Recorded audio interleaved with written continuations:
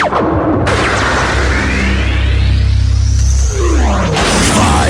four, three, two, 1, 0. Let's start the party. You're listening to Beyond Sight and Sound, live with Josh Kimmel and Leighton Harrington. If you want to be a part of our show tonight, call 419-549-5744.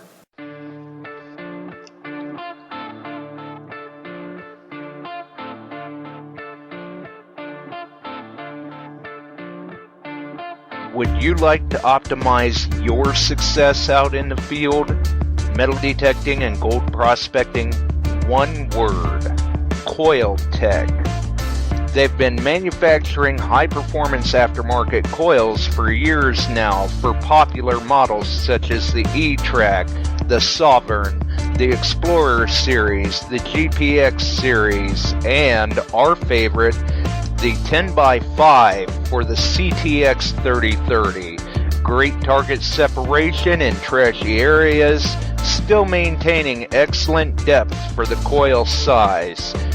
Coil Tech is optimizing discovery, your potential for success in the field. You can check them out at coiltechmanufacturing.com.au.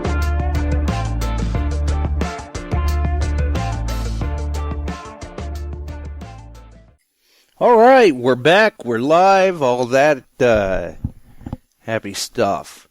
You are listening to Beyond Sight and Sound, Metal Detecting and Treasure Hunting Radio. And let's see here, we've got Miss Aggie in the chat. We've got a couple of guests in the chat. Homefinder, Suki, Swansea is in the chat, front and center.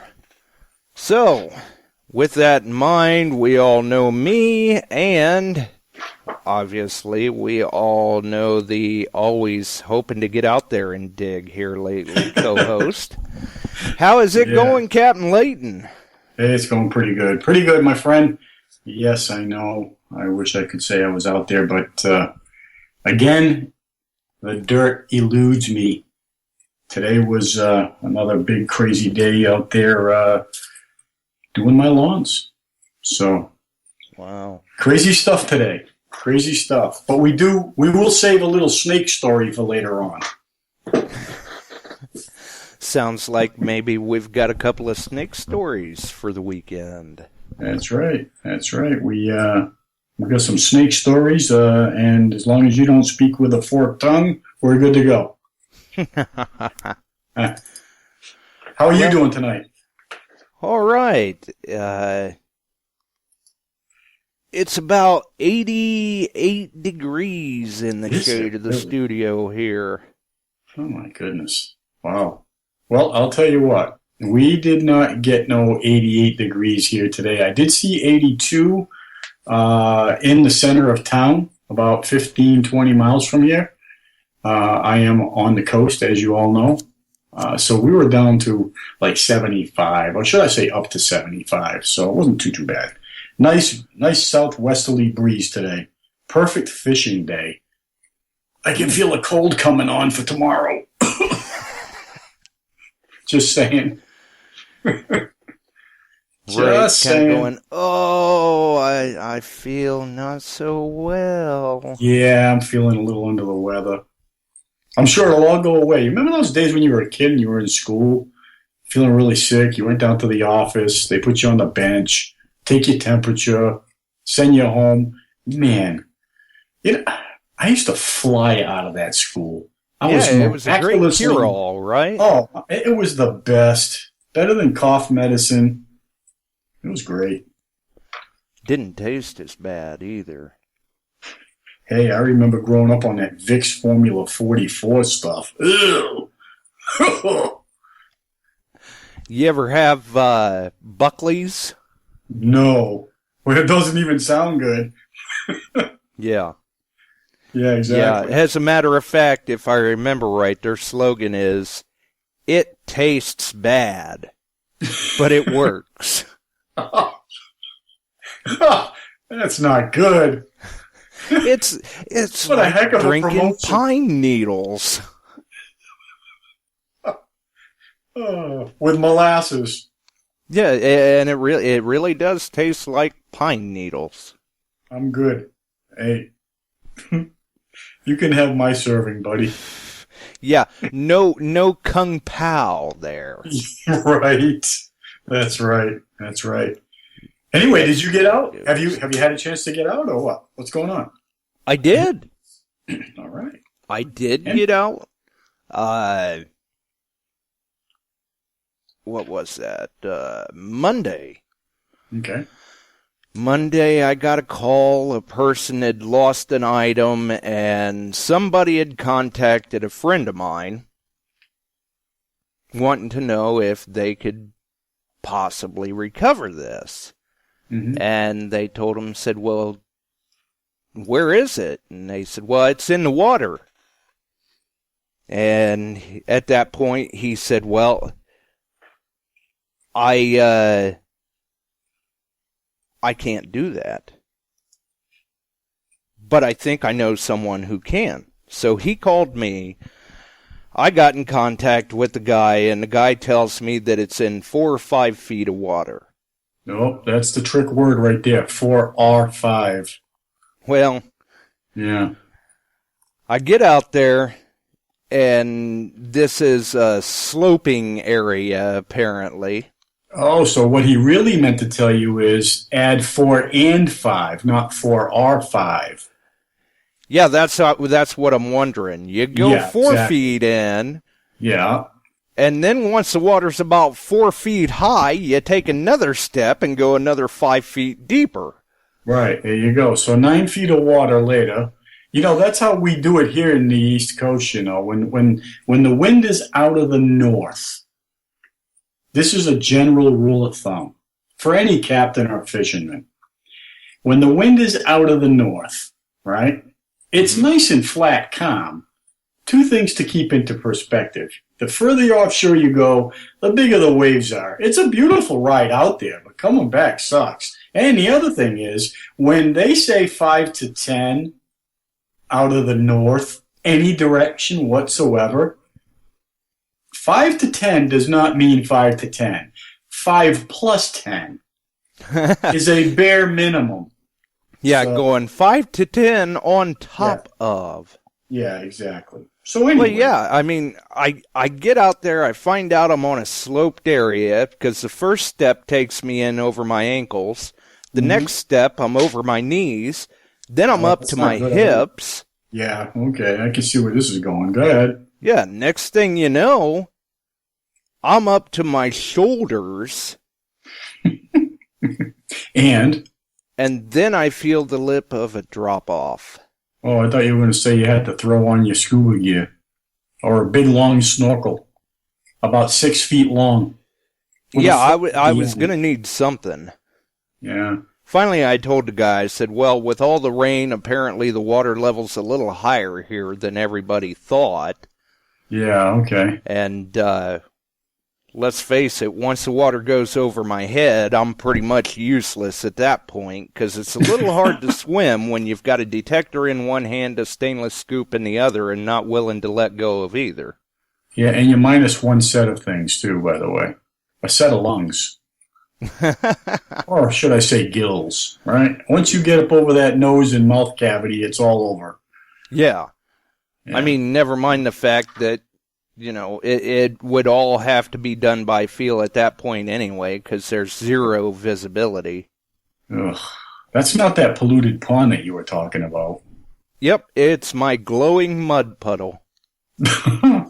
Now, when you say mud puddle, is this place huge, or is that just being facetious, or is it really small? Somewhere in the area of almost 13,000 acres, I believe. Oh, that thing's huge. That's huge. Yeah. It, if I remember correctly, it still holds the record as the world's largest man-made reservoir. Mm-hmm. Nice. Well, I'll tell you, I don't even see, and they fish in this place, right? Yeah. Well, how in the, I it makes you don't. wonder. I got you. I'm assuming it's catch and release if you can catch them. Well, I don't know. I suppose some people are crazy enough to eat them, but not me. Not this guy. Yeah, exactly. Not I'll today. I'll tomorrow either. I'll stick to my my Gorton's fish sticks, buddy. Right, yeah. So wound up that that's a project for another day. I told him I'd side on the air of caution and live to fight another day with it. So we'll make another attempt in the near future.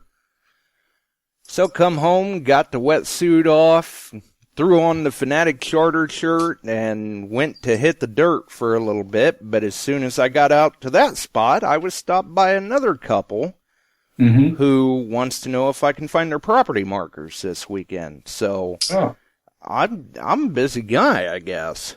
I guess so. If I was just digging to get some goodies for me. Now, here in New England, our markers are usually made out of brass or bronze, and they're usually about the size of a silver dollar. Well, around here, usually, well, if you're lucky, they're iron pin. Okay, so... But they do some silly stuff here. I had to do a property marker search one time where the one corner of the property was a fence post. Mm-hmm. The other property marker was a nail in the root of a tree at the corner of the property. Oh, man, I give up. And then the other two corners were iron pin. Now, you said silly stuff, not ridiculous stuff. There's a difference. That's ridiculous. Did they not think that the tree was going to grow? I mean, let's be honest. In 15, 20, 50, 100 years from now, and the marker might move? Right. I'm just saying. You're getting me all fired up already, and I just got here. Come on. Work with me, will you? Sheesh. Well, and I asked these people, because their question was, will that thing find property markers? And I told them, I said, well, that depends. Right. Says, well, what's it depend on? I said, well, it depends on what they're made of. I said, some places their property markers were just wooden stakes and, they've long ago rotted away.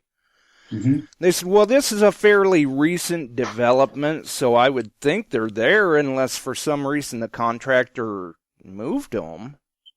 And I said, no, that's not the way it works. I said, if this is recent development, those plots were surveyed, they were marked out by a surveyor, and that contractor cannot remove them by law. Yeah. So I said, speaking of which, by law, I can go out there, I can find them for you, I can identify them, mark them, or point them out to you, but that's where I stop. Because I don't dig them up. Right. I said, I don't mess with them things. I don't need to be getting in that kind of headache. So that's the way it went. But, maybe we can get into that a little bit on the weekend show. Tonight, though, we've got a guest. Yes, we do. Tonight... Looks like it looks like he finally joined us here. Yeah. Yeah. Tonight, we've actually got Jack Summers from Radioworld. Good evening, Jack. Hey, guys. Good to have you along. I still haven't been able to get a video feed, but what the heck, I'm here anyway. That's all that counts. That's right. As long as the audio works, that's the important part. I'm not so sure my audio is going to get a word edgewise with you two characters, but we'll give it a try. Well, yeah, we do tend to kind of run on sometimes, but, time flies when you're having fun. No doubt about that. Well, we certainly do appreciate you taking the time from your busy schedule. I know you're a real busy guy there, buddy, so welcome aboard and thanks for coming on. Yes. Well, thanks for having me. I'm glad to do it, and had I understood that my iPad would not cooperate, I may have been better prepared. But Oh, I assume that this was the be all and end all of everything I would ever need in life. yeah, I know. I Right. thought the same thing. And then I used it for about 6 months, and it's been sitting on my desk for, well, the last 2 years, pretty much. Well, they're handy to play with. Yeah, I guess if you like to play, Jukebox Hero and stuff. Well, yeah. But, and who knows, maybe that's something we can get into on one of the weekend shows sometime too, is all of the coordinated chaos that can go on sometimes before we go live. Right.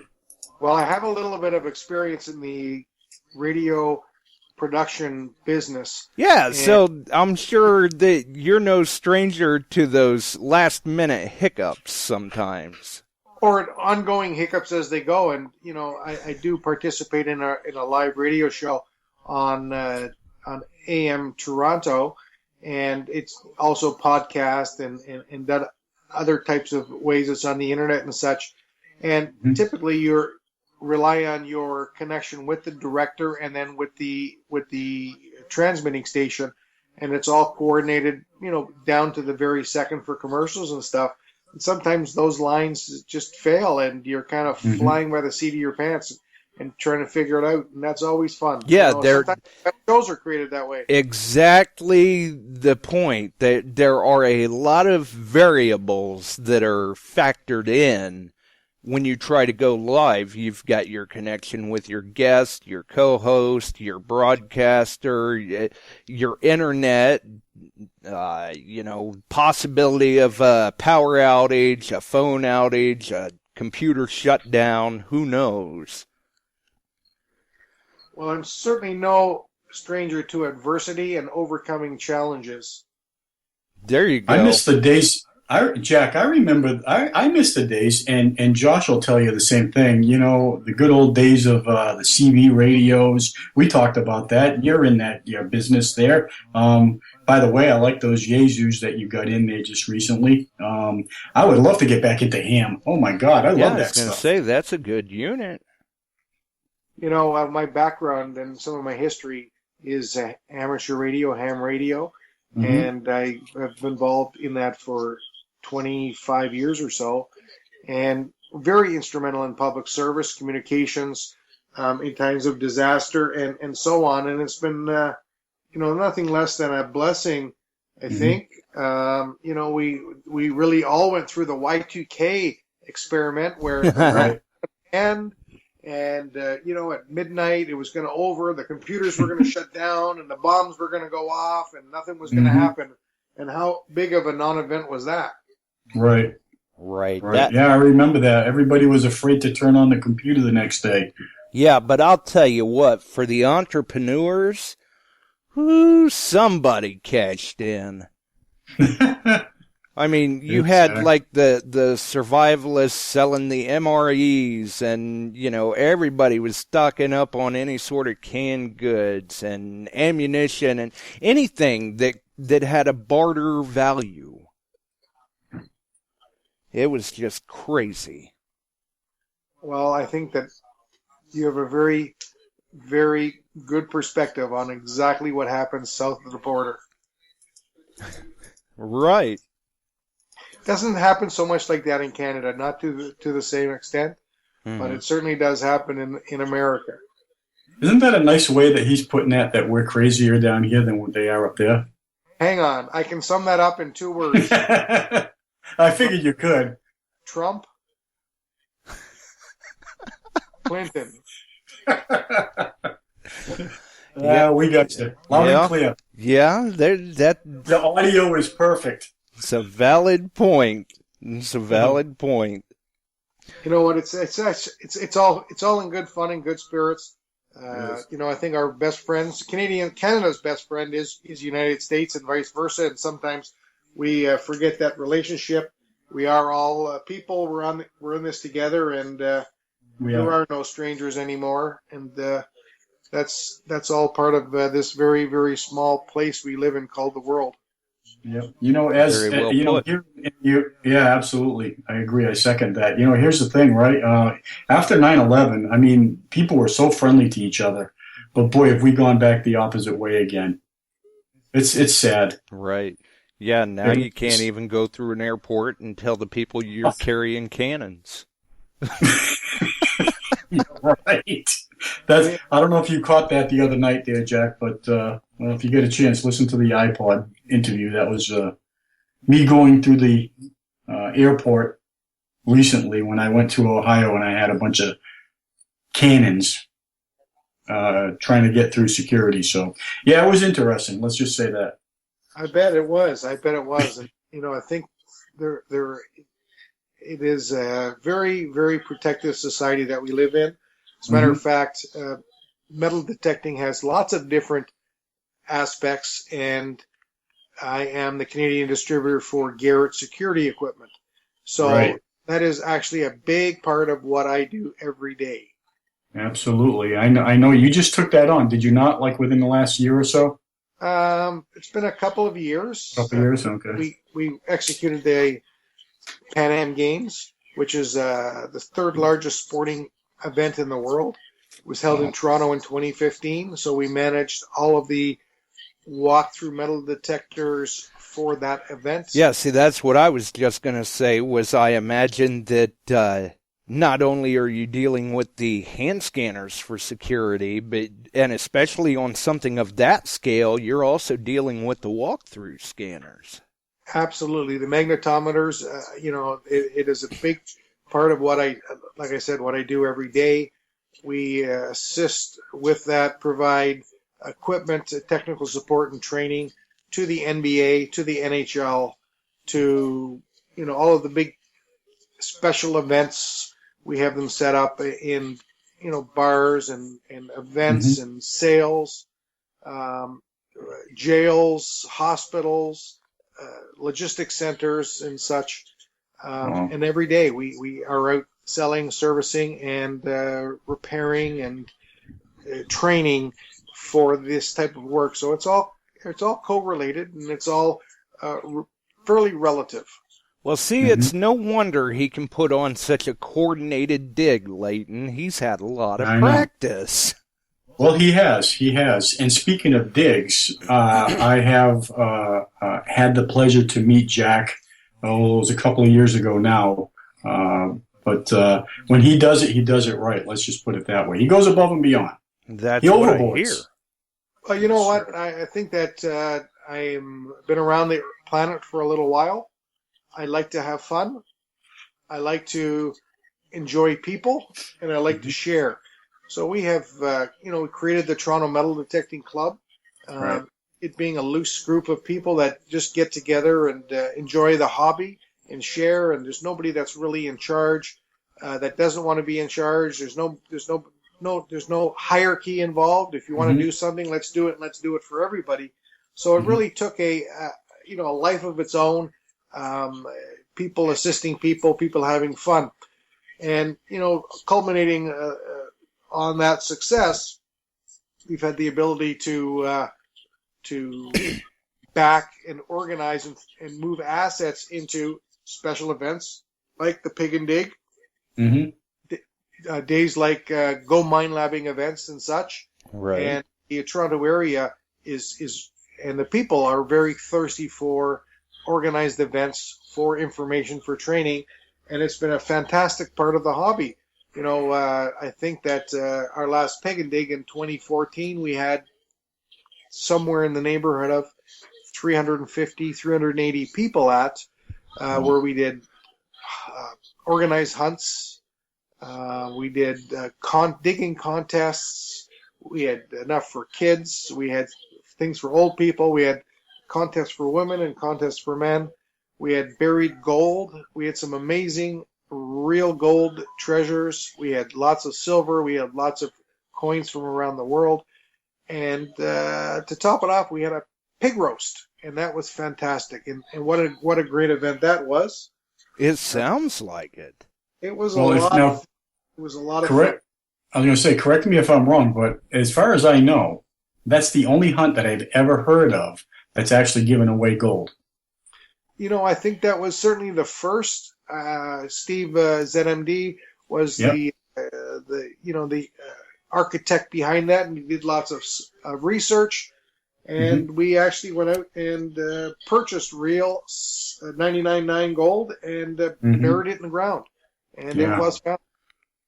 Well, I can see why you had such a great turnout. And you know what? For your first dig, the Pig and Dig back then in 2014, I've heard nothing but the best results from that. So, that being said, I am really sad on one hand that I didn't make it, but I'll be seeing you soon, my friend. Yeah, I do believe I saw Leighton kind of shed a tear when he heard there was gold. Yeah, no kidding. Well, can you imagine that, Jack? I actually cried. Well, I can imagine that because I know you're a sensitive man. I am. It's, sometimes it just gets me right in the heart. No right, it just hits you right there. So speaking on that event, special events and stuff, we have organized another event coming up, June 25th in Toronto. We have called it the Hunt at Haiwatha. And the reason that we've called it that is because, of course, it's going to be a metal detecting hunt, an event day in Toronto at the Center Island, which is a set of islands on the very south shore of downtown Toronto, about 500, 600 yards off the south shore. And originally it was called the Island of the Hiawathas. And that was named after the native Canadians, the native Indians back in the day. It was originally a shifting sandbar that blew in over the 16th, 17th, and 18th century, where it finally landlocked itself and was big enough that it actually turned itself into an island. And it became very rich in history. It was inhabited. They had all kinds of people and events on it. They had a baseball stadium back in the day in the 1880s and 1890s that held 10,000 people. Wow. And as a matter of history and course, it was the place that Babe Ruth hit his very first professional home run. Oh, now how cool is that? That is cool. This is cool. So it was turned over to the city of Toronto in 1956, where it remains as a parkland. It has had some amazing history to the island. It's been people have been coming and going in that area for hundreds of years. And after it's turned into a park, a lot of that digging stopped, and all the history that remains in the ground. So we're going to do some seated hunts there. We're going to do some other types of hunts that are not based on anything that we have planted, but that it's based on actual history. We have some guidelines that we're putting together for this. We're going to feed people. We're going to give them food and refreshments. And we have a couple of special guests that have been invited along and that have confirmed 100% participation. And awesome. That's none other than King George Wyant and Tim Ringy Sailor from Diggers. Nice. So Beautiful. Those two guys are pretty popular fellows. They're a lot of fun. They're great detectorists, and we're very happy to have them along with Steve Moore, who's the head of marketing for Garrett Electronics, that joined us that day. Well, it sounds like it's going to be one heck of a put-together for sure. I am definitely going to be there this year. Yes, you're going to be there. We've got some people coming from coast to coast. I expect people from 5 or 6 of the northern states to join us. I've got people coming from Victoria, British Columbia, Vancouver, British Columbia. We have people coming from hundreds and hundreds of miles away, from Ottawa, from Montreal. They're all going to join us that weekend. And we're going to gather. We're going to tell stories, tell lies, do a little detecting, and come together and have a lot of fun. And that's the whole idea.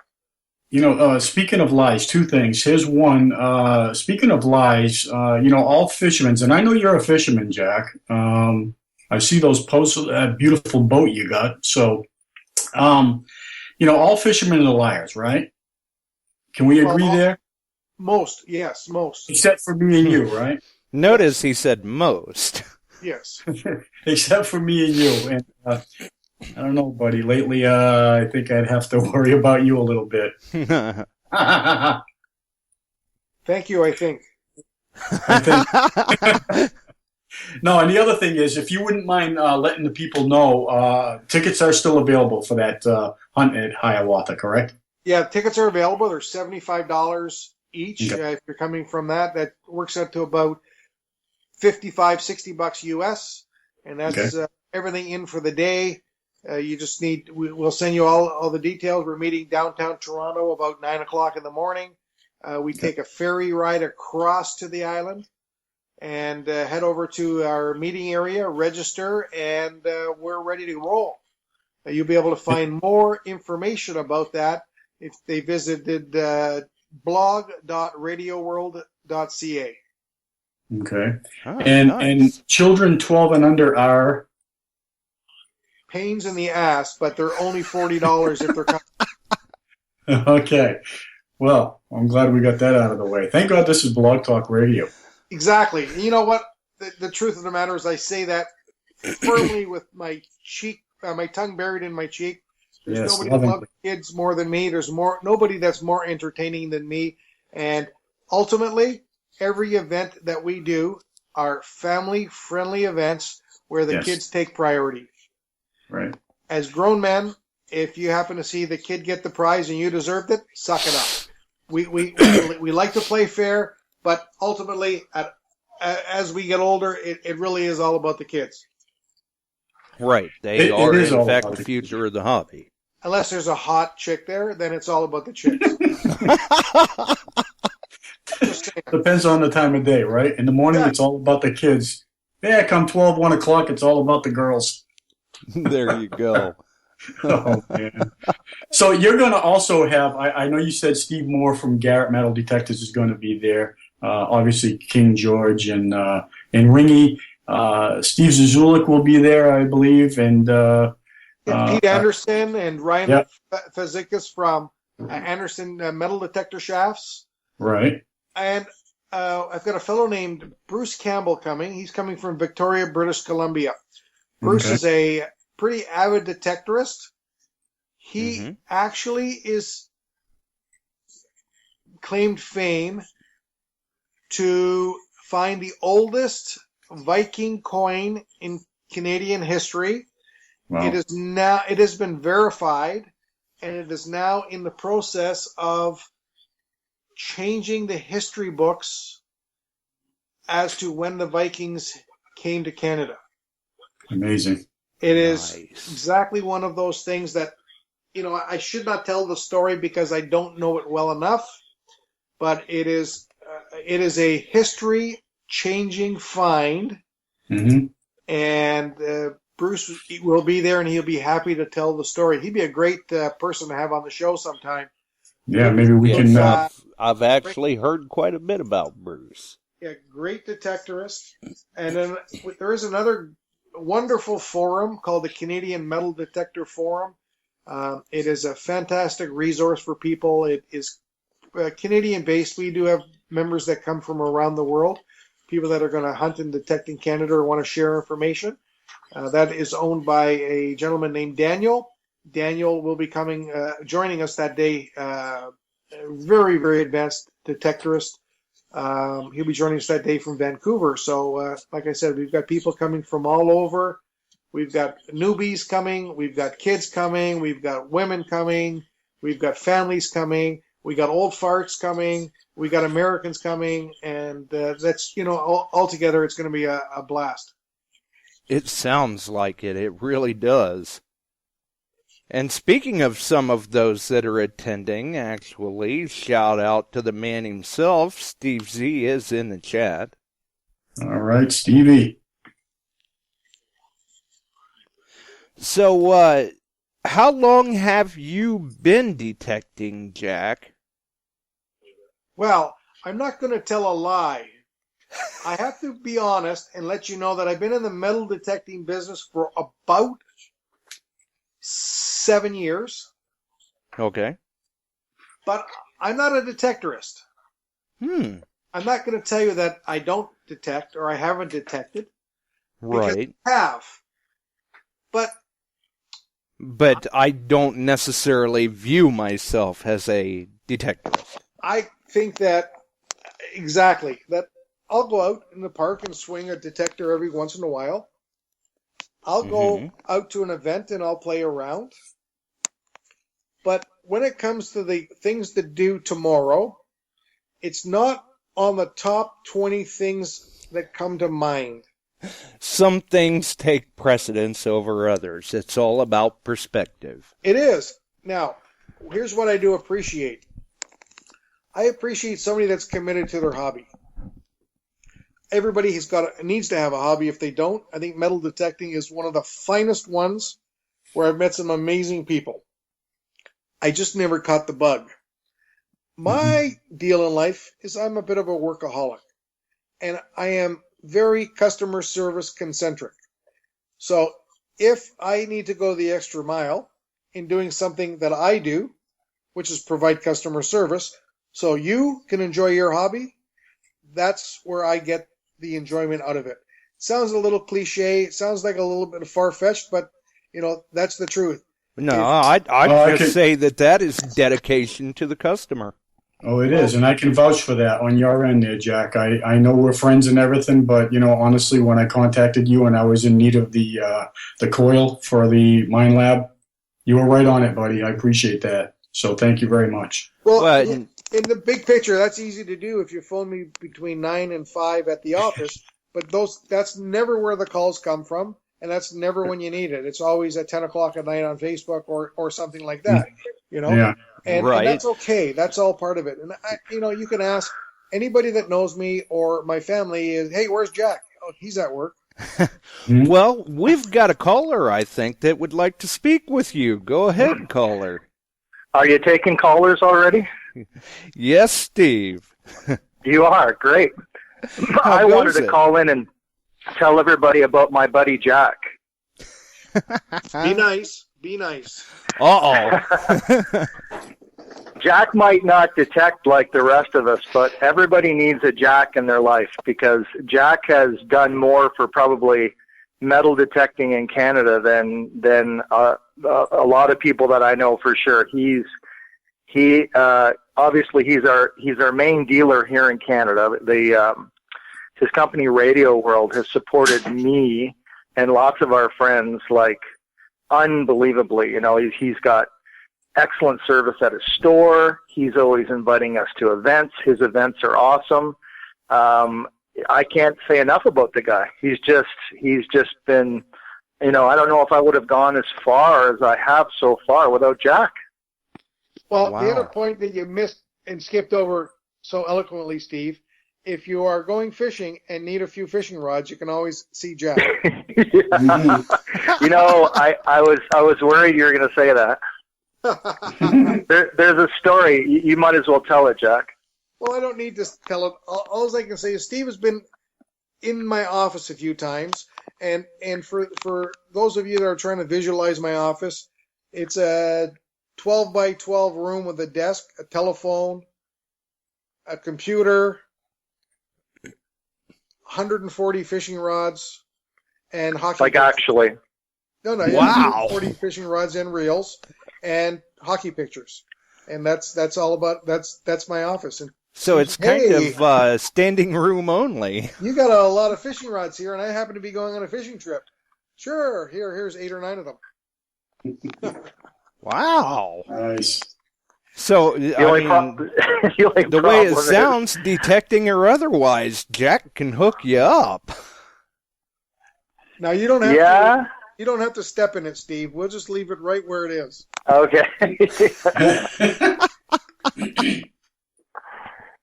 Yeah. So, anyways, he lent me a few rods, and it was very nice of him. But Unfortunately, I'm a little rough on equipment, so I'll leave it at that.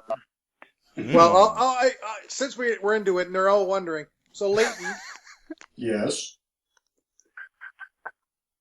Leighton knows how tough I am on equipment. He's seen Yes. my detector. Yeah, that's right. Yes, I He's am. hunted with Steve. Leighton, you probably know what a Daiwa Steez is, right? Oh, yeah. So this is a fishing rod that cost about $500-600. Mm-hmm. No problem. It's a fishing rod. It's a rod. Steve's going fishing. I know Steve takes care of his stuff. No problem. I give him my Daiwa Steez. It came back a little shorter. Oh, no. Just only an inch or two, though. Yeah, it's just the top 2 inches, right? So I'm looking at it like, oh my God. And Steve said, well, whatever it costs to fix, I'll fix it. Steve, it's a $500 rod. Oh, really? Yeah. Oh, why would you give me a $500 rod? The upside of that is, when you buy a good quality product, it has a lifetime warranty. It has a good backed warranty. And yes. it was replaced under warranty, so that let Steve off the hook. Wow. Nice. You're I think lucky the man. automatic door on my SUV closed. Yeah, I was going to say, if it was only an inch or two shorter, it sounds like maybe it got too close to the door. Yeah, I was a little embarrassed because I actually didn't even notice until he pointed it out to me. Ooh. It's amazing how rod tips can be pretty important. It'd be like giving me my detector back without a coil on it. Right? Anyway, you know what? Yeah, It's all in good fun. Steve's a big part of my community. We've developed a friendship. You know, Leighton the same. Leighton graced my doors. He came up. He gave back to the community. He gave to the community generously, and he's on the inner circle of my life. And I'm a sharing guy. You know, I appreciate it's a fishing that. rod. It's a loaf of bread. It's whatever. It's just stuff, right?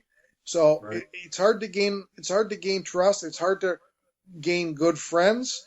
Once you're on the inside and have a good friend, then it's just stuff, and why not? Well, I certainly do appreciate the kind words, my friend. Right. Yeah, and Jack is truly like that. Material goods. Yeah, he is like that. Jack, In fact, he is. In fact, Steve. Yeah, I know, and I'm glad you said that because I think Josh and I told Josh just a couple 2 or 3 weeks ago. We've been promoting tonight's show right along as soon as Jack was willing to sit down with us, which is kind of a rare thing for him. So again, we appreciate that. But I was going to say, once you are on that inner circle, like you said, Jack, folks listening, he's not kidding. He treats you like family. I remember you distinctly telling me, "You're here. You want to go in there. You go in there. You do your thing, and need something. Let me know, and we'll take care of you." So again, I really do appreciate that. What I think the exact words were, because I remember like it was yesterday. Go ahead. If you screw this up, you're going to be a bad smell in somebody's basement. I don't quite remember that. Do you remember that, Steve?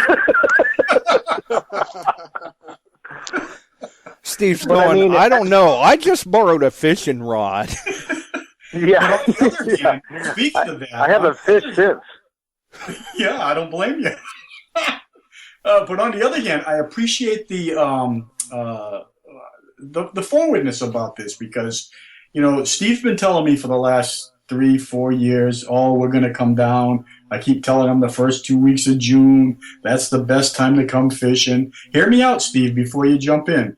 I appreciate that, Jack, that you let me know how he took care of your equipment because now, I don't know, I might have to get another set of rods just to let him use. Josh, you still there? Josh? Yeah. I'm sorry, I don't hear Leighton. He's breaking up. No, He kind of went in and out there. Are you there, Leighton? Yeah, knock it off, Steve. Well, anyway. I think this hobby has proven itself worthy.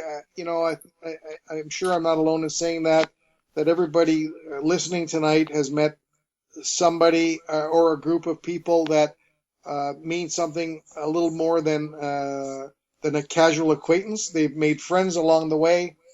And for a hobby that really could take on a very selfish tone, a very me and only me attitude, I think that mine. I think that really what I witnessed is exactly opposite of that.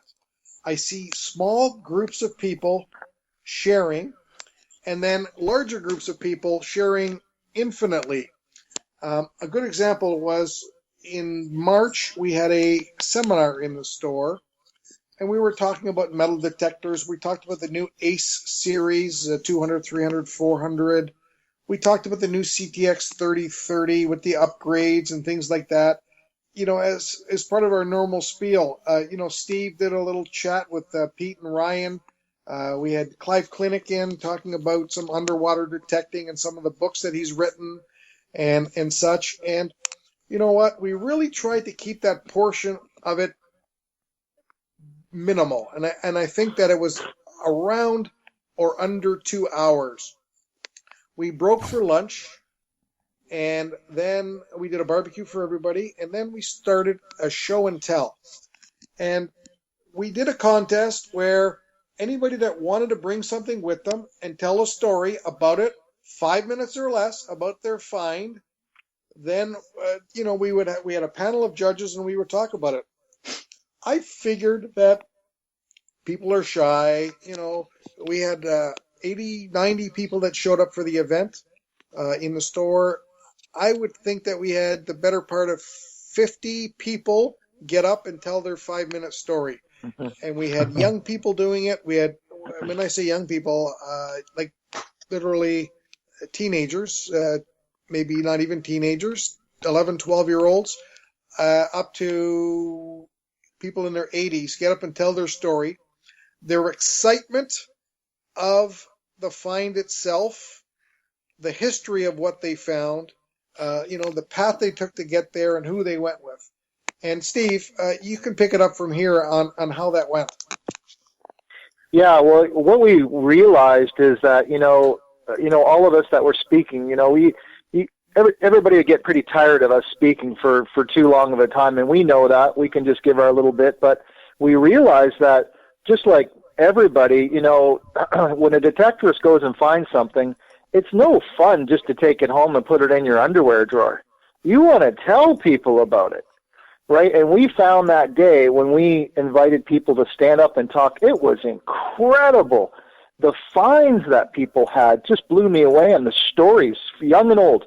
Like Jack said, the 12-year-old had an incredible story about finding the top of an old cigarette container, like a really old one.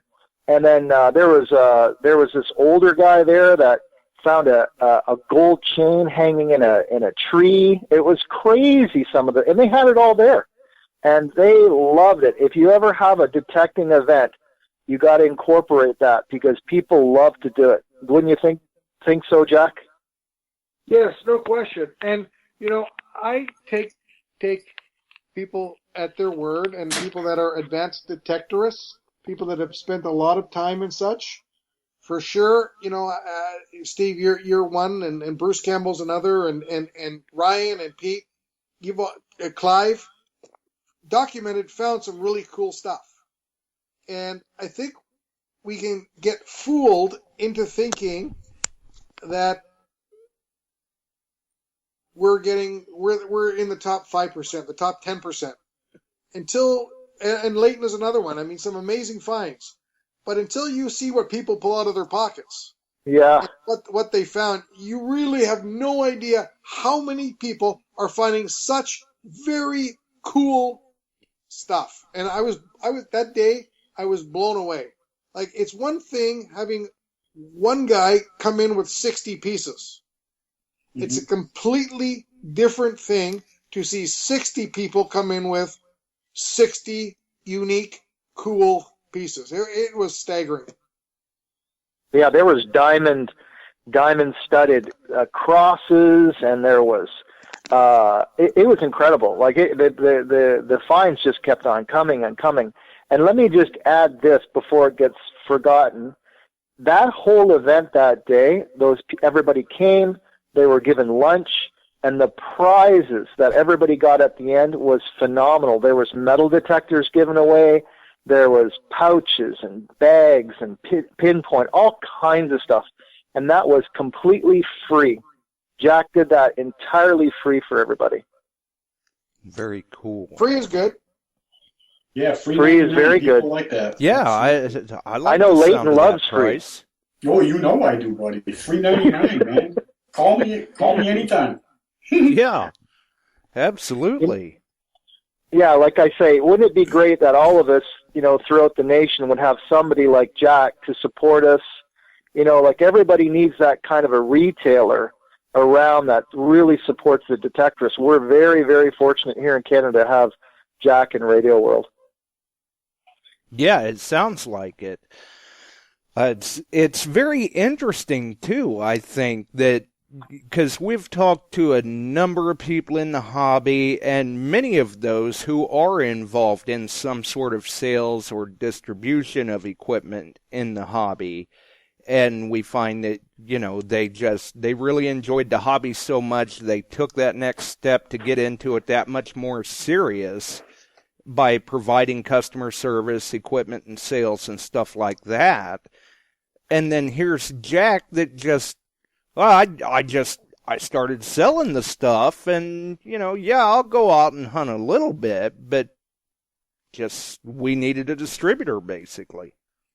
Well, and I'm grateful for the opportunity. I'm grateful for my customers, for good business. It's not just a buzzword. It's a philosophy. We've been doing it for many, many years for ham radio customers. We're the largest ham radio dealer in Canada. We are the largest marine electronics reseller in Canada, and we just have a very good connection with our customers who are involved in grassroots hobbies. And we had this demand, people looking for metal detectors, and it just became more and more and more, and it really came to light in 2009, where we searched out the very best brands and the best companies to deal with, and we stuck with only two. And although there are a lot of metal detector brands, right, and I don't suggest that any of them are inferior, but doing our homework, we decided that we wanted to stick with MindLab and Garrett. And to this day, I don't regret that decision. I think it was a very good decision. It's been very good for us. And I really have no interest in doing other brands at this time because I think we don't want to dilute what we do. I would rather be very good at doing two things than being okay at doing six. Mm-hmm. Well, that makes sense. There's certainly nothing wrong with that train of thought.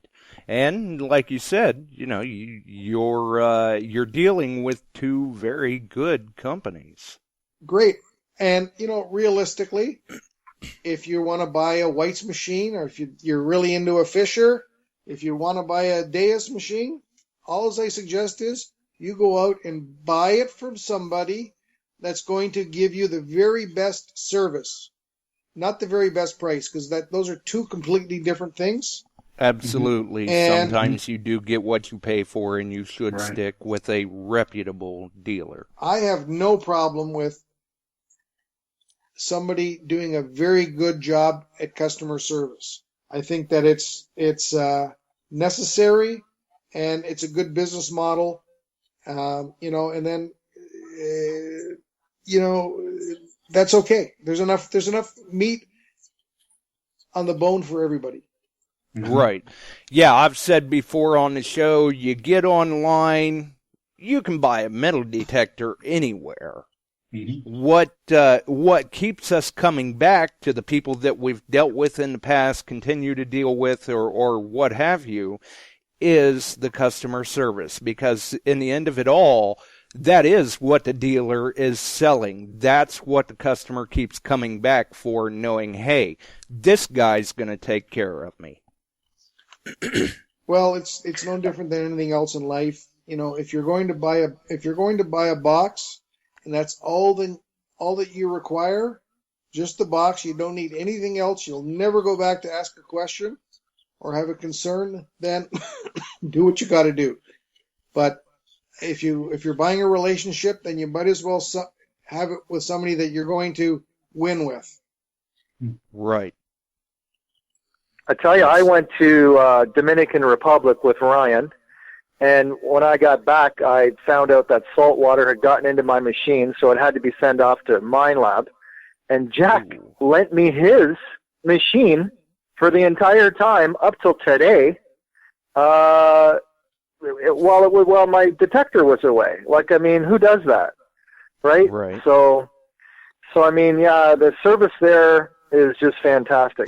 But I'm going to let you guys go because I'm supposed to be packing I'm going to Curacao tomorrow morning, so I got to get packing. Well, good luck on the trip. But before you go, when he loaned you his machine, did it come back 2 inches shorter? Did he request that you bring it back with the coil? I tell you what, I was so freaking paranoid about that stupid machine. I was like babying the thing. Like I made up this little thing in my vehicle so it wouldn't get scratched. And when I took it back today, I got out the polish and I polished it all up. And I'm like, okay, I think it's good. You didn't put any. Had a little car seat for it. What's that? Had a little car seat for it, right? Exactly. So he's got it back now. It's in good shape, right, Jack? Sure, let's go with that. Oh, jeez. And no orange tape, I assume. No orange tape on the coil, no. No, it did come back in good shape, and I was happy to do it. Not because I'm a good guy, more so because Steve's got my cell phone number, and I didn't want him phoning me every night asking me if his detector was back yet. Which I would have done. Wow. Well, we appreciate the call, Steve. What's that? I said we certainly appreciate the call. Yeah. Okay, guys. Well, you have an awesome night. God bless you guys. I will talk to you when I get back from Curacao. Yes, travel safe, my friend. One more thing, Steve. Yep. I got a pair of orange fins if you want to use them. Yeah. Hey, listen, be safe, buddy, and find some gold, man. I will absolutely try. You guys have a great night. All right, talk to you later. So, you know what? For me in life, that's what it's all about. It's being able to get together with some friends, new and old, yuck it up a bit, tell a story, move on, share, laugh, and go on. And I think that's the great thing about metal detecting hobby. It's not unique, but it is actually probably a little better than some of the other hobbies out there. Well, you've been very successful in your life. I know, we talked briefly when I was up there last time a couple of years ago about how you started and kind of got into the business and, one thing led to another. And you also have since grown since the last time I've been up there. So maybe you might want to let some of the folks know where you opened up the new store and how big it is and what you carry over there also. Well, we actually cloned ourselves in a little bit of a mini-me version in Calgary, Alberta in 2014. We looked to Western Canada, somebody that was going to serve middle country, prairies, and west, and Calgary was the perfect opportunity to do that. We have a great little group of 10, 11, 12 employees out there that do a great job. Metal detecting is a big part of their business. We've developed a very good friendship and relationship with several of the metal detecting clubs. Calgary has got a great club. Edmonton has a fantastic club as well, and really promote the hobbies out that way. I think that I can speak for everybody that we are really like to connect with the grassroots hobbyists. And we talked about that seminar that we did in the store. We typically have, 12, 13, 14 seminars a year for different things. We'll do a marine electronics seminar, invite people in on a Saturday. early spring before their boats go in the water and talk about electronics, give them something to eat and a coffee, and we resolve some issues. And we'll do the same thing for ham radio and different subjects and marine electronics, motorcycle electronics.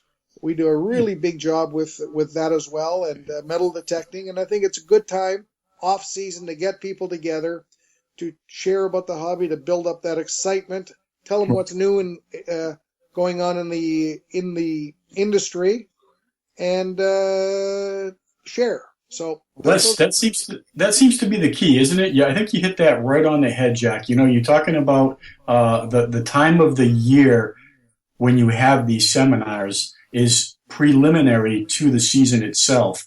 Like you just said, before the boats get wet, before up in Canada when the winter is starting to thaw out for you, you can get in a metal detecting seminar. So it's that excitement, like you said, building the excitement to get everybody up and running. But then comes that other part that we were just talking so long about, is that customer service end of it. When you really need to be there is when you're actually pounding the pavement and really providing what you say you're going to do.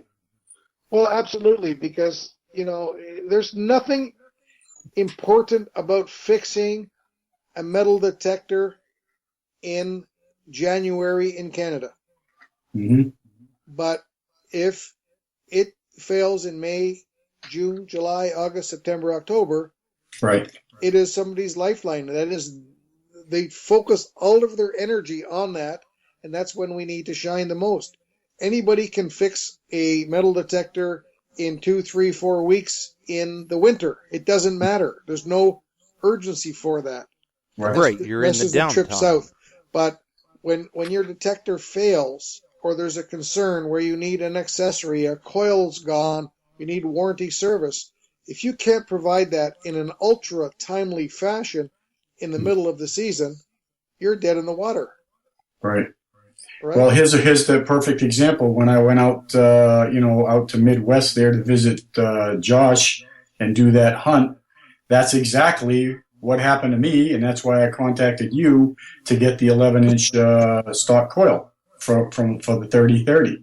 Sure, yeah. I needed it right away, and you guys came through for me, and I was able to still continue the hunt. I mean, I already had plane tickets. I had, there was a lot at stake on my end. So again, thank you.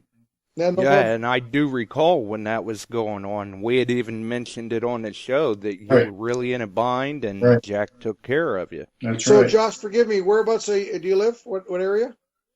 Northwest Ohio. Okay, good. I thought not too far from you then, actually. Well, not too far from me at all. And then my in-laws are in Anna, Ohio, which is. Do you know where that is? Yeah, not far from you. Right. Yeah. So we have a farm there in Anna on I-75 and exit 99. Nice.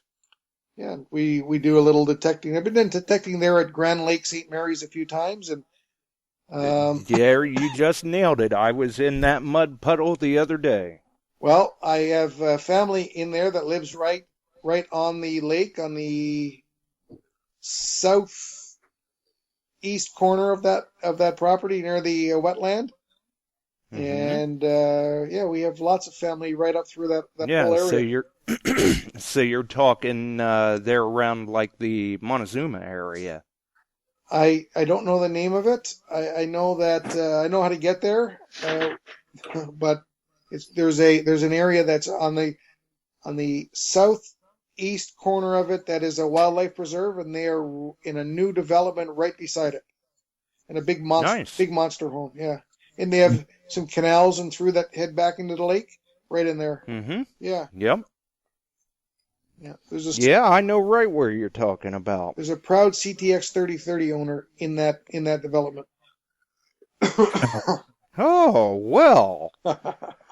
I didn't realize there were any other CTX users that close to me. I was going to say, you got some competition over there, buddy. Yeah, no wonder it seems like my finds have diminished a little bit. No kidding. Exactly. Then we have, I've got family in Wapak and Jackson Center, and all through that area. That's Sounds like it's not too far from you. No, I'm very familiar with all of those, actually. Well, there you go. It's a small world. Yeah, Walpock is, it's actually just a little east of me. So, yeah, definitely small world. And while Steve was on the line with us, I saw we had someone on our listen line, so we probably ought to throw the number for the show out there again if anyone has any questions, comments, yada yada. 419-549-5744. Because it's hard to say if they were just listening in or if they actually had a question or comment.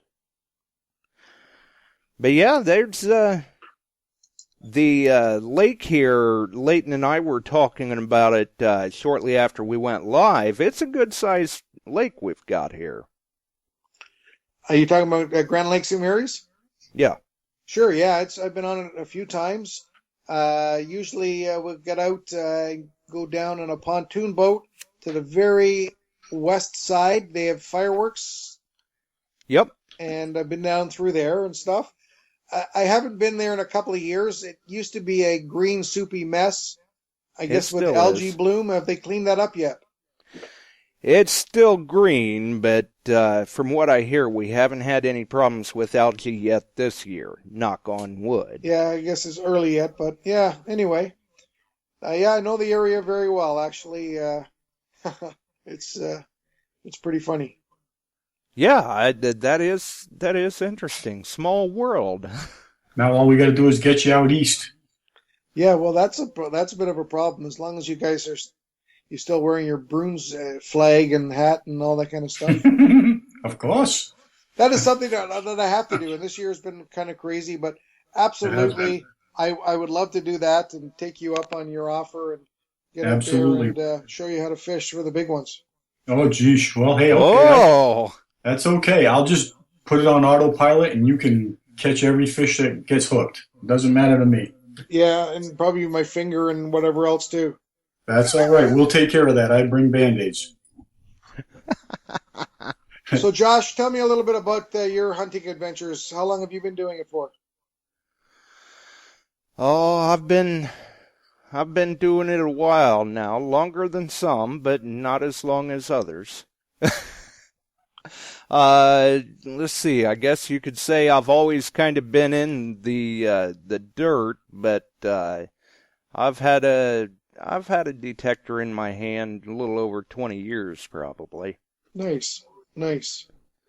Had the opportunity to try a few different brands, and they've been all right machines, but MineLab's what works for me. And you know what? That's fair. I think that the technology is great in their high-end detectors. I think that they're really hard to beat, if they can be beat at all. When I say I don't hunt and I don't detect, and it's because I really don't. But I have been on some pretty cool adventures. We did hunt a portion of James Madison's estate. Nice. We did some Civil War sites that have never been hunted before. We had exclusive rights to hunt that property. And that was interesting, finding all different types of 50 cal bullets, and there was badges and buttons and belt buckles and shoe buckles and things like that found. There was I don't know if you know Tim Garton or not. Sounds vaguely familiar. Tim is a dealer in the Southwest, and I'll have to think of it, but his family originated from that property, and his great grandfather or his great grandfather died on that property, and they had cordoned off the area that the original house was, and they gave him exclusive rights to detect that property for the day. And he found some artifacts that were extremely likely to belong to his family or to his heirs, right? Very And nice. Yeah, they made a that's cool. special plaque, and it was a day that Oh. will forever be engraved in his mind and in mine on how emotional that was and how he was connected to that property. And it was an amazing experience. Yeah, he'll never forget Nice. that. Well, and I think that you kind of put it in a great perspective there with the way you had worded that of, even if you don't necessarily get out and hunt very much, when you are getting out there, you're getting to experience the adventure and experience these finds that are being made, getting to see people make these first finds or meaningful finds or significant finds to them or to the property. Exactly. And when I listened to arguably 50 people tell me their stories of how they found their finds at our show and tell, I don't know how anybody could not get caught up in the passion and excitement that person had at that moment. And Absolutely. How can you not get excited? yes, and I mean, this kid we talked about, 12-year-old boy, 13-year-old boy, he found this tin top that belonged to a care package that was given to every soldier in the First World War, and it may have had a few cigarettes in it. It would have had, maybe a pocket knife, a couple of other trinkets that everybody got issued. And so this kid had found it. It was in near pristine condition. And Nice. he had done all of the research and knew all of the history of it. And just the story itself and him connecting with that piece was staggering. And there were some other people that brought things that they knew were of significant value or of significant importance, but they didn't know what it was. And there were enough people there that actually did and could put it. And one of them was a diamond encrusted cross on a very large chain. And it really, the chain was a bit of a mystery and things like that. And somebody says, well, I know exactly what that is. It was a cross that went around a priest's waist. Wow. It was a waist chain with this big diamond encrusted silver or gold, I forget, a cross. And as a matter of fact, the guy did recognize it as something that was above and beyond normal. And he did go to a few of the churches in the area and asked if, over the history, because it had been in the ground for some time, if somebody had lost it. And they told him no. They recognized what it was, told him no, and that it was meant to be his for obvious reasons. So that was a pretty cool piece too. Right. Oh yeah, absolutely. Sometimes the story behind the find, so to speak, is most often very, very interesting. Well, that's no different than listening to Fizz talk about the Yatosha, right? You can open up your ears and open up your mind and close your eyes and visualize it every time he opens his mouth. Mm-hmm. Oh yeah, especially with talking to him. Fizz is quite a character, that's for sure. No different than Leighton. I do believe when we are out in the field or in the water or wherever, you do find that special item. Josh and I have mentioned this before, Jack, that just like you just got through saying, you may not realize what you were saying in this perspective. We're all out there when we find something. I think we were meant to be the person to find it, just like that cross was found by that person. Exactly. Right.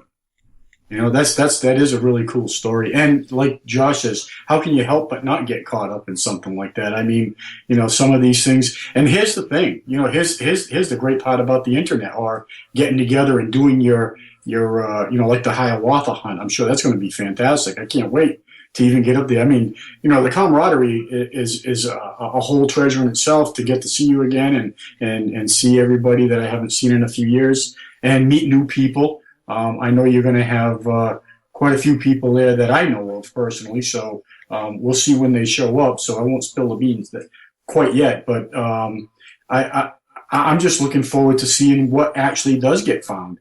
I'm not really going to find something. I'm just going. I want to see what everybody else finds. That is the fun part. Yeah, a chance to share stories and experience other stories and finds. Yeah. And if I don't find something real good, Jack, I'll make up a lie. I know, you'll drop it out of your pocket. I will. I'll do whatever it takes, man. Well, what you could do is you could put a little float rod scenario on the end of your thing, because we're going to be right on the beach at Lake Ontario, and you'll be able to cast in and pull something out. Okay, fair enough. I don't care. I'll bring something. I'll plant it. It's all good, right? Just watch out if he claims to have found a bull ring. That's right. That's right. Yeah, you didn't see the bull ring. You'll get to see it this time. Uh-oh, I'm kind of nervous. No, you're going to enjoy it. Where you saw Pete. Go ahead, ask the question. Where does the bull ring go?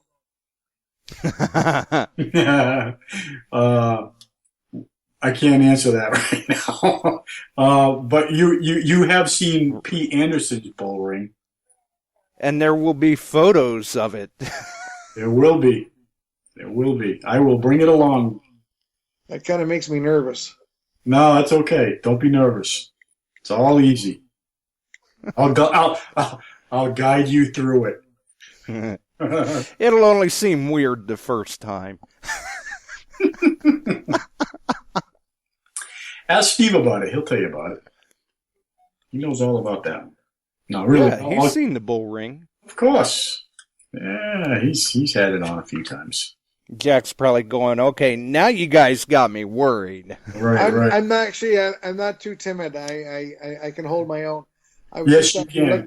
looking on a map, and it's we were talking about the lake there. It's it's just on your side of the Mercer Wildlife Area there, Josh. Nice. Right off 127. Right.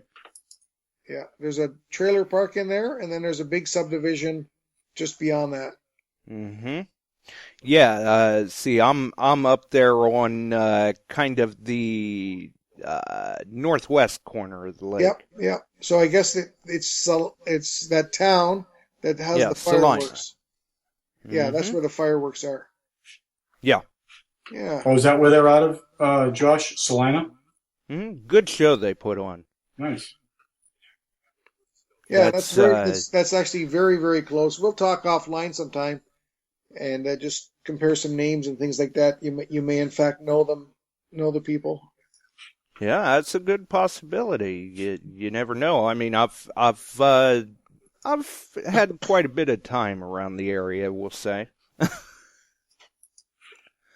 No question. So. Good. So I guess, other than that, I actually just want to recap about the hunt at Haiwatha at Center Island, Toronto on June 25th. If people are looking for information, they can visit us at blog.radioworld.ca. They can also find it on the website, the Facebook page, either under Radio World or the Toronto Metal Detecting Club. Mm-hmm. And we promised a good time for all. That's all we can do. We're going to have some people there.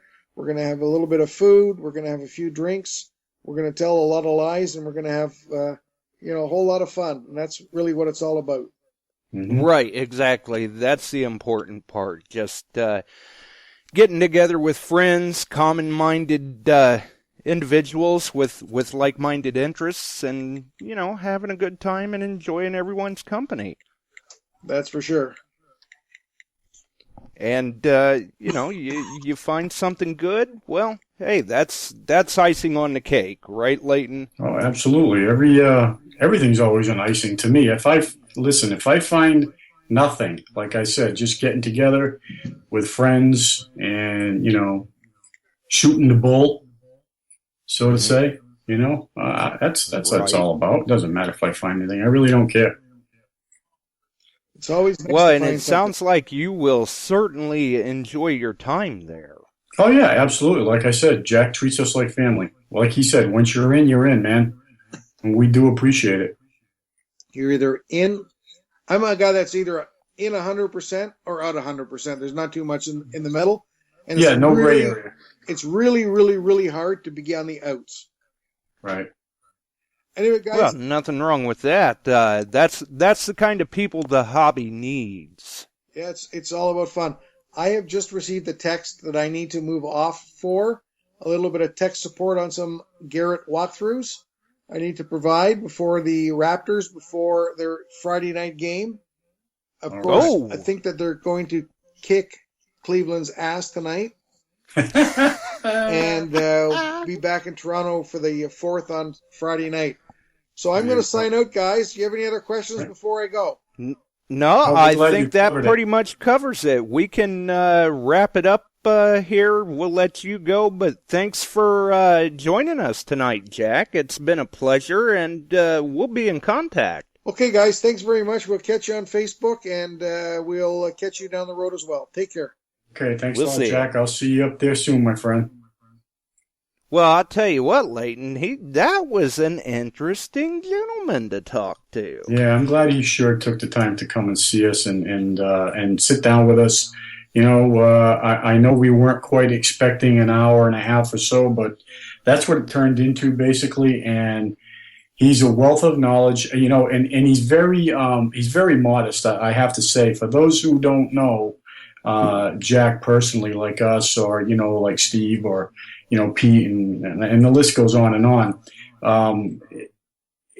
It would take you hours, literally hours, to go through Radioworld.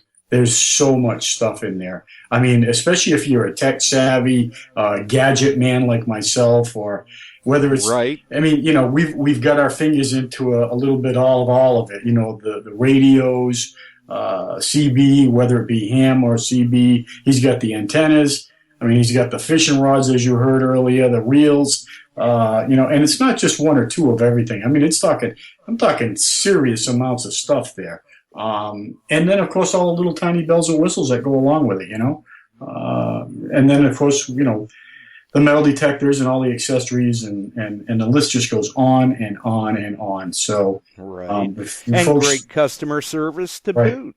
Right, and like he said, if you need to get in touch with him, he's always there.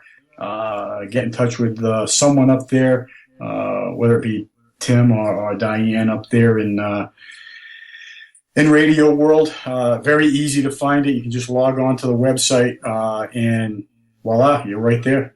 You can just click the call in button, and it's right there, very, very readily available. So he's got it all. He's got it all. I'm looking forward to getting back up there. I know he's improved on the store as I was leaving just a couple of years ago. So I've heard some rumors that he's got quite a few new lineups. So I'm looking forward to getting up there and seeing what it's all about.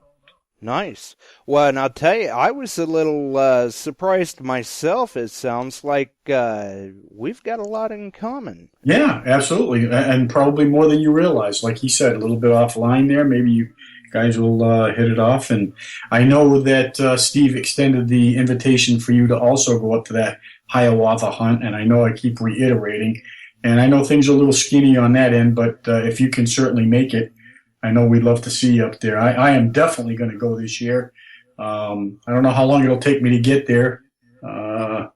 It's usually about a 10-hour drive. I am going to drive this time, but I'm looking forward to going. So can't wait. Who knows? Hey, if I am there on a Wednesday night, which I don't think I will be, I should be back in time. But if I am, I will be calling into the show. We'll do it live, and I will keep everyone up to date as to what's going on. Yeah, there you go. We can, and even if you're not, I'm sure when you get back, we can expect an update. You know how things went, some of the finds people made, some of the stories they shared. How well the bull ring fit on Jack. Right, yeah. Yeah, exactly. Maybe work a photo of it into the slideshow. You know we will. You know it. Yeah, that'd be all right. Definitely. It'll be fun. Like I said, absolutely. I mean, even honestly, I know, it sounds cliche, but if I don't find, I know we're going to find something. I know I'll find something. But if I didn't find anything, if I just got to just hang with everybody, I mean, that's really why I'm going. It really is really why I'm going. So I'm looking forward to meeting a few people I have never met before, and also to re-see some of my friends that I haven't talked with in a couple of years, other than on Skype or, right. Maybe through Facebook but yeah, I can't wait. June 25th, folks. And I think he said $75 for the. 75 Canadian. It's right. I think he said about 60 bucks US. Right, yeah, and I think 40 Canadian for 12 and under. So, what's that? $32, $33 US, something like that. Somewhere in there. Yeah, probably somewhere right there in that general ballpark. And where can you go? You get to eat, you get to ride over, you get to hunt, you get to keep everything, and I can guarantee you, I know Jack, again, it was modest, and he didn't say anything about it. Steve and maybe even walk away with a prize. Oh, you will walk away with something. I've never been to anything that Jack's put on where you don't walk away with something. So, it's... yeah, I have heard that before, where it's like he goes that extra mile. Oh, he does. It may not be anything big, but he makes sure to go that extra mile, in a sense, to make sure that pretty much everybody walks away with something. Right, you'll get your gift bag and all that, but you never know. You might walk away with a nice free pinpointer, or a coil cover, or a spade, or who knows? It could be a scoop. You never know. Jack's just that kind of guy. Hey, go get that out of the back, and he'll bring it out and give it away. That's just the way he rolls. Well, you can't beat that. Certainly a very pleasant guy to know, and quite the character. Yes, he speaks what's on his mind, I guess we could say. Well, there's nothing wrong with that. There isn't. Come on, life's too short. It is. I think everybody gets all wrapped up in the all political end of it, and what happened to the good old days, right? Right. Well, and speaking of you never know what you're going to find and life being too short, I mean, the other day I found out I was a little too short, and apparently sometimes the water's deeper than what you think. Oh, please enlighten me. Well, I mean, you get up there near a drop-off and you're already shoulder deep. You don't want to take that next step. Right. Well, like we said at the beginning of the show, I mean, there's only, it's like being on a ladder, right? There's only one more step after the top rung. Well, it's just the opposite in the water, right? There's only one more step after the sandbar, and that's off. Right. So, and that step could be a very critical one. It could be, yeah. That's kind of why I said, well, I'd like to live with the train of thought of living to fight another day, because, unfortunately, there in the water like that, there are hazards to deal with, just like anything else, and our body of water has been known to eat people. Oh, yeah, absolutely. People can drown in an inch of water, so you really got to be careful. And fresh water is not as buoyant as salt water, so... another thing to take into consideration. When you're in fresh water, folks, be careful. You're like a lead balloon. People don't realize it. It's very tough to self-float in fresh water. I'm not saying it can't be done, but for the most part, you will eventually sink. So, and you've got yourself a 4 or 5 pound scoop, 4 or 5 pound metal detector. Some people prefer to have their booties on, or a wetsuit, or a 6 mil, whatever you're using. Those fill up with water. Yeah, it's nice and warm. And just because they are buoyant does not mean that they are not sinkable. You will sink. Oh, yeah, absolutely. I mean, and the water was only 50 degrees. Yeah, that's cold. So I did have my full wetsuit on. It's a thicker one. It's like a 5 mil. Right. So when I did happen to take that step at the lip, Mm-hmm. it's a good thing I had the full wetsuit on because there was a little bit of buoyancy there. Right. And you just, that wasn't a good step. Take a deep breath and kind of float back over in a sense. Right. Well, that's exactly what happened to me the day we had talked about a couple of weeks ago on the show, where I got caught between the second sandbar and the first sandbar. Same exact thing. Was not expecting it, and then all of a sudden, here I am thinking that, oh, gee, I'm heading towards shore. Here's that false sense of security. I'm going towards shore. It's supposed to be getting lower. Well, guess what? Right. It was getting what deeper. What gives here? Something's not right. Exactly. Your mind's telling you one thing, but your feet can't feel the bottom. It's like, okay, this ain't too good. And that's when you're swimming for your life, trying to get across the hole, right? So yeah, you really gotta pay attention to your surroundings. Really gotta pay attention to that stuff. And that's why I backed off. Mm-hmm. Good move. You know what? Nothing's worth it. There's no buddy. sense in getting injured or anything. We'll wait a little bit and then we'll go back. Water level will drop plus I've got another plan of attack for it. So right. Yeah, wait till the fall. If it's something specific that you're looking for, like you mentioned earlier or whatever, it'll be there. Nobody else knows about it. So, I mean, and believe it or not, in fresh water, something like that piece of material, it'll be just as good as the day it was there. It might have a little bit of algae on it come fall. But outside of that, a little bit of cleanup, that thing will be working brand new again. Yeah, absolutely. I mean, when you lose an item, it's right where you lost it. It's not going anywhere. Right. Unlike here, where we have, currents and streams and surges and tides, it might move a little bit, but over there, it's right where it fell. So, and in the fall, as you know, there is usually, actually, beginning of winter, I think, didn't you say around November sometime, usually they drop that water level? So you should be golden. You should be able to find that with no problem. Yeah, I think one way or the other, we'll get the situation resolved for the gentleman. Yeah. And speaking of getting the situation resolved, I guess it's probably about that time. All right, buddy. Well, listen, it was a pleasure. I am so glad. One more shout out to Jack Summers for taking the time to join us tonight for one of those first and one-of-a-kind interviews, per se, I guess. Yes, very interesting. Yeah, very interesting. So, who knows? Maybe we'll have him back again, and we can do a wrap-up of the Hiawatha hunt, and I'm sure there'll be plenty of stories to be had. But with that, hey, I know you're going to ask me. And Leighton, keep it low. Keep it slow, buddy. That's right. You heard the man. Keep it low, keep it slow. We'll see you all again Sunday for another edition of the Weekend Dig. And a couple of snake stories. Right. And until then, if you can get out and hunt, get out there and dig up something, post up pictures, let us see them. Until then, thanks for dropping in. We'll see you Sunday, folks.